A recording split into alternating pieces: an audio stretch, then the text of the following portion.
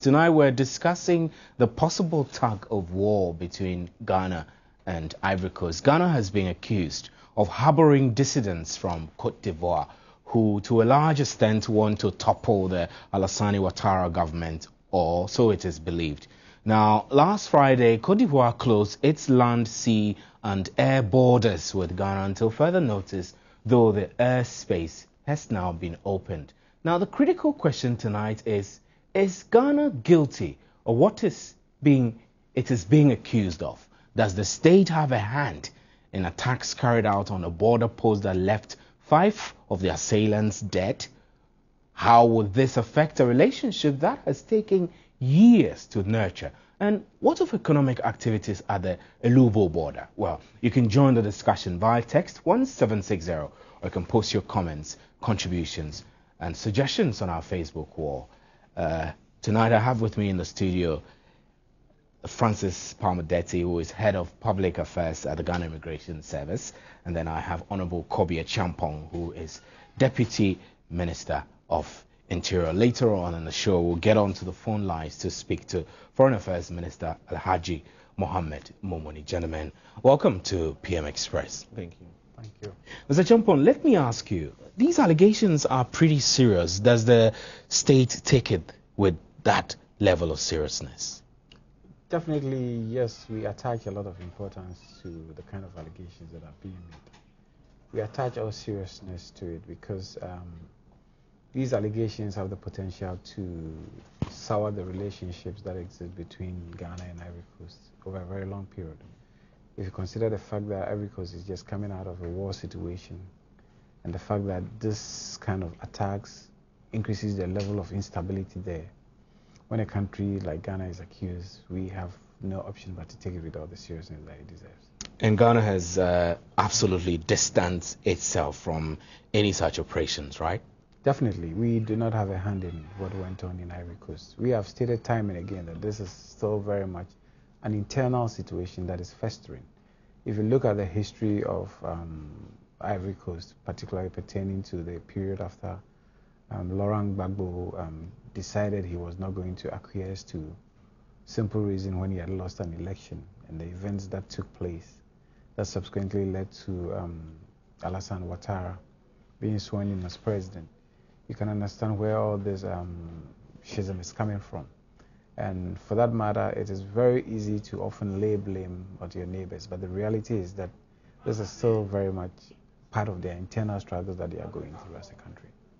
Now, in Kofi Kofi's statement, he said that after a shootout, 5 assailants were killed and 5 arrested. The other assailants withdrew to Ghanaian territory. These are very specific allegations. Do we as a country or the national security apparatus have information of who have drifted back into Ghana after these attacks? Well, my understanding of the situation is that if you look at our border closely, you have our border post at Elubo. There's a huge no man's land before you get to Noi. Yes, and the incident happened at Noi. Yes, which means if they withdrew to the no man's land. So for him to say that they withdrew into Ghana is something of an anomaly. You know, there's a huge stretch of no man's land. It doesn't belong to anybody. It doesn't belong to Ghana. It doesn't belong to La Cote d'Ivoire. Would you have any reasons why he would make such a wild allegation, unable to substantiate whether the people who withdrew are going into Ghana or perhaps are lying low to go back into Cote d'Ivoire? You know, when these things happen, off the top of your head, usually you say a lot of things before you actually do a critical assessment of the situation on the ground. It is after you've done the critical assessment, then you come back with the real facts of the situation, that you really ask yourself, did I have to say all these things that I said from the beginning? That is why it is always imperative that when such things happen, do not make any pejorative statements that tend to hurt yourself at the end of the day. I think this is one of those statements, and I think if he goes back and does what he has to do in terms of real investigations on the ground, he will come to the conclusion that they didn't withdraw into Ghana.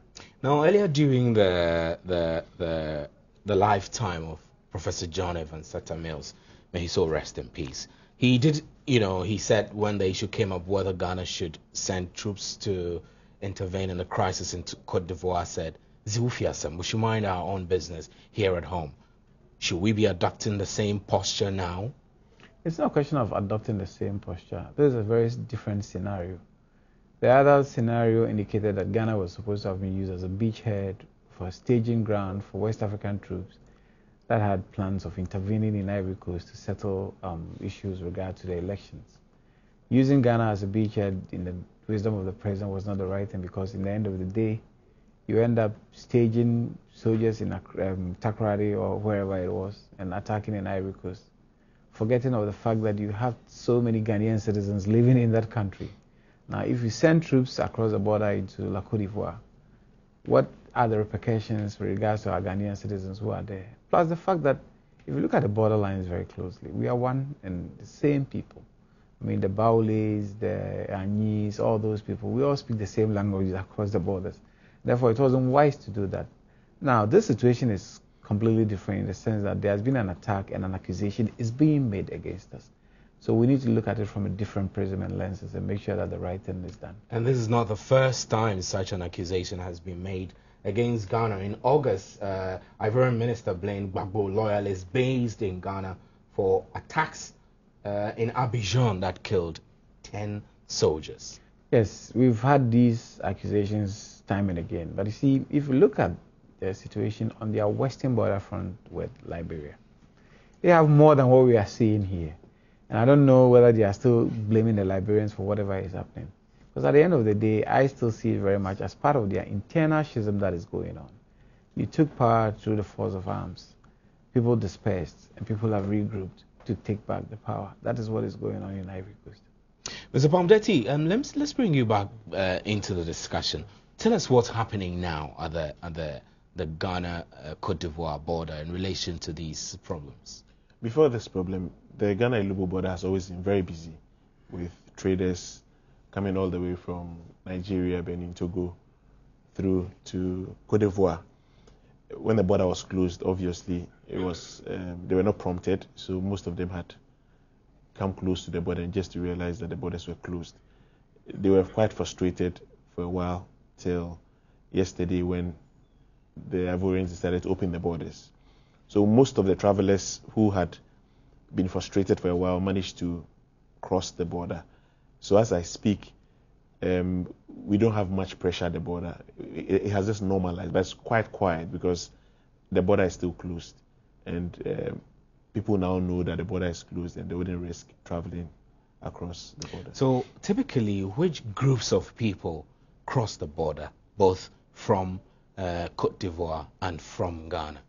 You have, I'll say, two categories of people, maybe three. We have those we call border residents. They live 5-kilometer radius along the borders, both along in Ghana, both sides, yes. Okay. And they usually cross the border. I mean, it could be 4 or 5 times a day, just for economic or social activities. And both and this immigration is perfectly fine. Yes, fine. Both officials are aware of this and have experienced officers to do a profile. We don't usually check their passports. If we have to do that, it means they'll have to stamp several times to cross the border in a day. So border residents are identified. There's a way to profile them. What is the way to profile them? I mean, I want to get it clear so that we're able to say whether these things that are happening really could be happening from their side or from our side. Really. For instance, if we have the profile of a regular traveler, we are taught to do that. We are professionals. We are taught how to identify a regular traveler. When we see somebody who's a regular traveler, there are things we identify. So, for instance, a guy comes to, we suspect he's not a regular traveler. We find out where he's coming from. And he tells us he's coming from Norway. We know Norway is just very close to the border. And we ask him why he's coming into Ghana. He says he's just going to buy a few things at the market. We allow him to come in and he goes back. And are these allegations changing your modus operandi at the borders? Are you becoming a little more alert or less alert? I must add that when it comes to security personnel at the border, especially Ghana, Togo, and even Ghana, Côte d'Ivoire, we have a very healthy relationship with them. And even when they came in yesterday, the meeting was very cordial.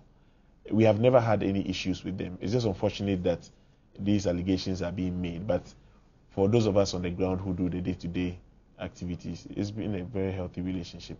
And I don't even think that the personnel on the other side will think that we would open our borders for people to move in to attack them. I mean, are you worried that these attacks on security officials at the other side could come to you, that you could be the targets of these attacks at a point? For us, we cannot. We have a job to do. Our job is to secure Ghana's borders, also to ensure that those who are coming into this country follow the rules and regulations that this country has set. That's our mandate. We are also patrolling the borders and the unapproved routes to ensure that people do not take advantage of the closure to sneak in through the unapproved routes. We also have the backups. I mean, the police are behind, the military are behind. So if there's any cause to be anxious about an attack from the other end, I'm sure we'll have enough men and resources to deal with the issue. Are you able to track people who come in to do all sorts of things, possibly including arms trade? What we track, our systems at the border capture those who have entered and those who have departed. As to arms, etc., once you come through the borders, customs will do a thorough check on vehicles to ensure that goods that are coming in are acceptable goods. When you use the unapproved routes, you are likely to meet the border patrol unit. So you will not have a situation where arms will come in and they'll be allowed to just go through. I mean, they'll surely be checked by our men. When it comes to foreigners within, depending on the category of foreigner we have, if it's a person on a resident permit, we can easily track it because we have your details with us, your address, etc. We could get you anytime. If you're just an ordinary tourist, it is for you to, once you keep moving, we have what we call returns, which we take from the hotels. So we are able to track. If we really want to track a particular person, we can do that. So you said that if you really want to, so it's a random thing you do. Yes. It's not regular that you check everybody coming into a hotel, everybody leaving, everybody crossing the border. You have millions of foreigners coming into Ghana in a year, and you can't track all of them at the same time unless you have cause to suspect that somebody... Well, what's the international best practice? Do you check everything, or the international best practice is random checks? Well, it's always random checks. Once, you see, you are also thinking about the time a traveler spends at the entry point. You do not want to unduly delay travelers. Some are business people, some have come in for very serious business. So you just go through the motions. It's only when you have a feeling that, no, this person needs further scrutiny, then you put that person aside. It applies to those who are also living and residing in this country. You don't go around asking every foreigner, show your passports or let me check whether your status is legitimate. It's only when you have cause to suspect. You have reason to believe they could be doing something which then you can, is suspicious. Yes, you don't. We don't do that, and we are not a police state. We think that people who come into this country, once they have genuine visas and they have been cleared at the entry points, we should give them the benefit of the doubt as foreigners who have come in for good reason. Mr. Champon, is it possible, really, remotely possible, that the country could be harboring dissidents without knowing? Well, that's it's possible, but until such a person shows that he's a dissident, what are you going to do? You understand? Our laws are very strict, especially when you look at the Constitution and laws on human rights, for instance. In Ghana, as against other countries, when you come into this country, you are covered as far as our human rights laws are concerned. Whether you're a foreigner or not, you are covered. Therefore, it's very difficult to ascertain whether somebody sitting here is a dissident. Until the person gives you cause to believe, it's very difficult to determine that. But I know the border, especially with the advent of this Ivorian crisis, the Immigration Service did a lot of profiling of people who came across the border, especially those who sought political asylum, who sought refugee status. These things can be monitored at all times. And I remember when we started having minute problems at the camps, Eagle Star, and Payne and all those places, we had to go there and talk to them when people started organizing themselves politically. We told them that that was not allowed because as a refugee, you are not supposed to engage in political activity, and they understood it very clear because we could have sent them out of the country because that was against the code of ethics as far as being a refugee was concerned.